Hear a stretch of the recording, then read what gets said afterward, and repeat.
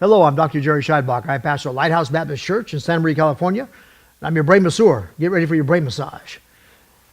Let's look at Isaiah chapter 3, verse number 12, part B, the second part of that verse.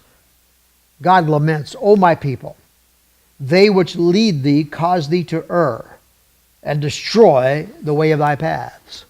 It's true.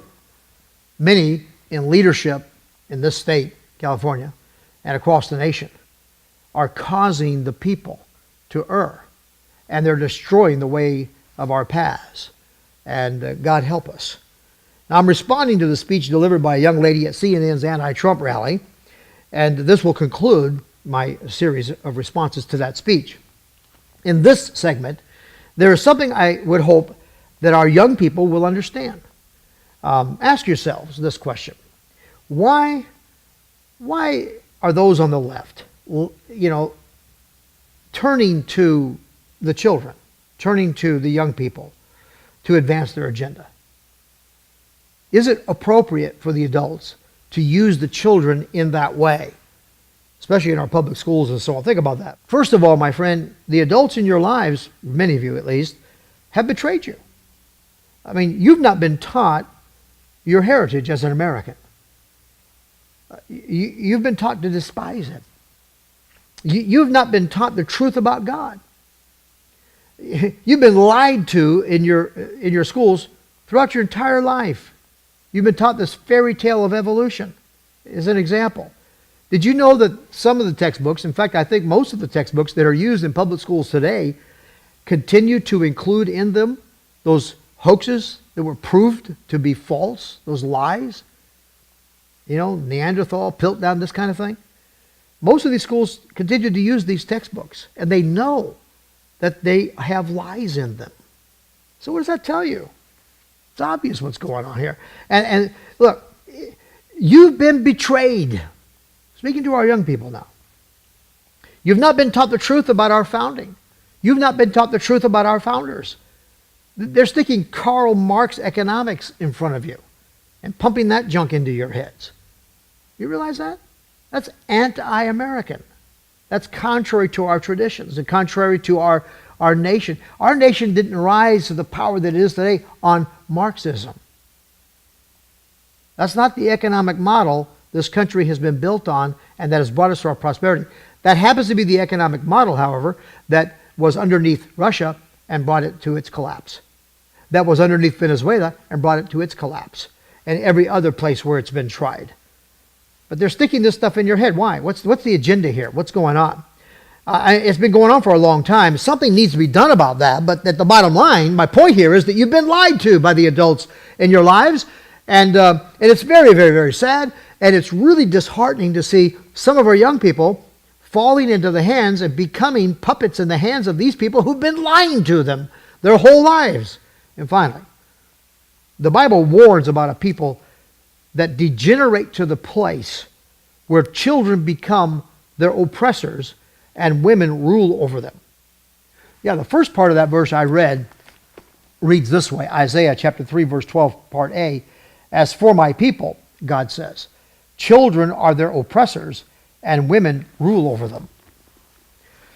Well, I'm not ignorant at all of the fact that you, and if you're a young person listening to me, you've been taught and trained in your public school environment, if that's where you grew up, basically to reject that verse.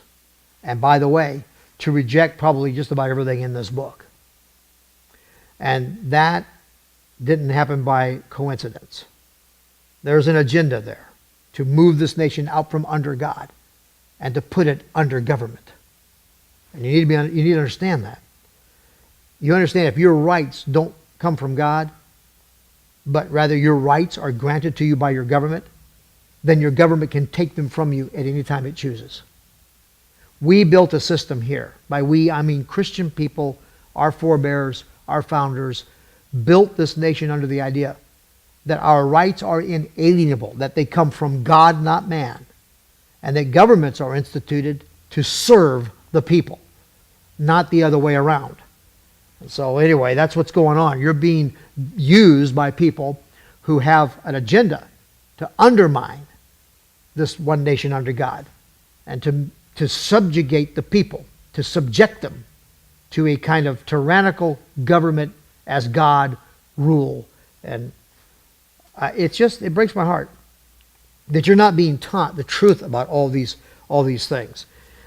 The Bible warns that if a people turn their back on God, they will come under the oppression of children and the rule of women. I know, again, like I said, that's hard to hear. American ears have been so filled up with all kinds of things to block that message out. But you know what? You need to take just a moment and listen, all right? Because if you will, I think you'll see the wisdom in this. First, notice that the verse is a lament. God is weeping for his people. His heart is broken because the leaders that they have chosen to follow are leading them to destruction. And that is what's happening to you.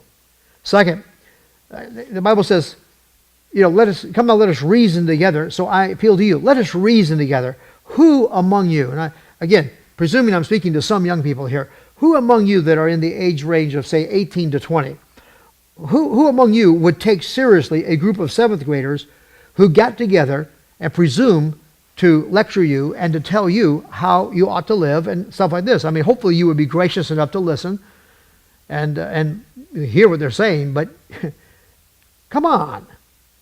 Children are not supposed to be leading or instructing the adults. It's supposed to be the other way around. However, when children have been betrayed by their adults, what are they going to do?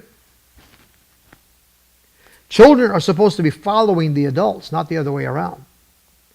We say this all the time, that the children are our future. When I get what that means, I understand that, in terms of technology and in terms of knowledge base and some other things, obviously it's going to grow and grow and grow and grow, and in the future we'll know more and more and be able to do more and more different signs. Yeah, I get that.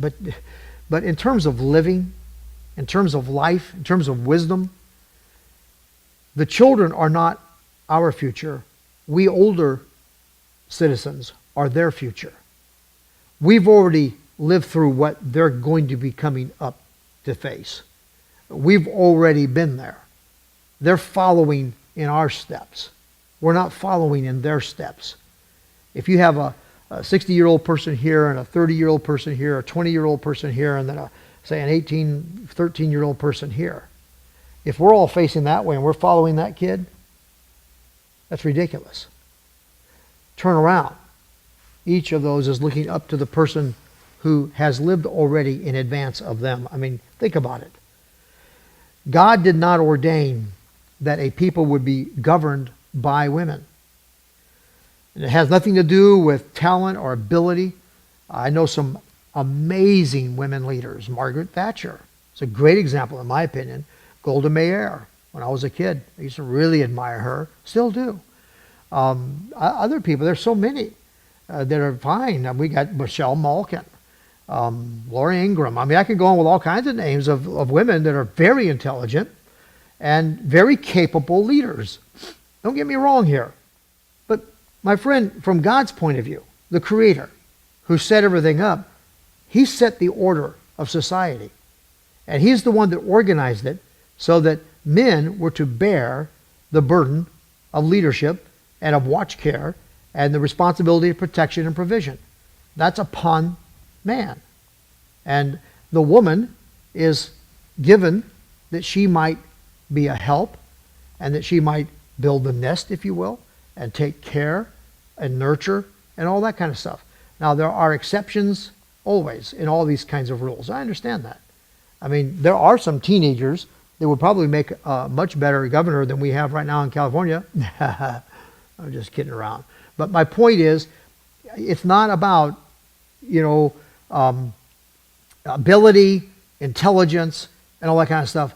But the fact is, the male, is generally speaking stronger physically and has a different kind of mindset so that he responds to crises in a different way than a woman typically does. All right? And so it's because we're designed to function in society the way God intended that we design. And when a country comes under oppression, it's when the men in that country have turned their back on God. And by the way, I don't think you've paid attention to this if you haven't noticed that all of these things that liberals do, they relieve men of their responsibilities and shift responsibilities that are supposed to be upon the man, the husband, the father, shift them to the mother. That's what's going on in this society. And it's just creating more and more and more problems for us. So I tell you what needs to happen here. We need to get back to God. And I notice that the liberals right now are more than usual trying to use the children now to advance their agenda. I tell you, we need to get back to this book. God bless you, my friend. God bless America. I'll see you in church. And by the way, if you want to contact me, go to our website, brainmassage.net, brainmassage.net. Be glad to hear from you. Whether you agree with me or disagree with me, I love hearing from my audience. And so please, by all means, take advantage of that place where you can interact with me, brainmassage.net. And let's get together on some of these things and have a conversation. Again, God bless you, my friends. God bless this dear country and help us. And I'll see you in church.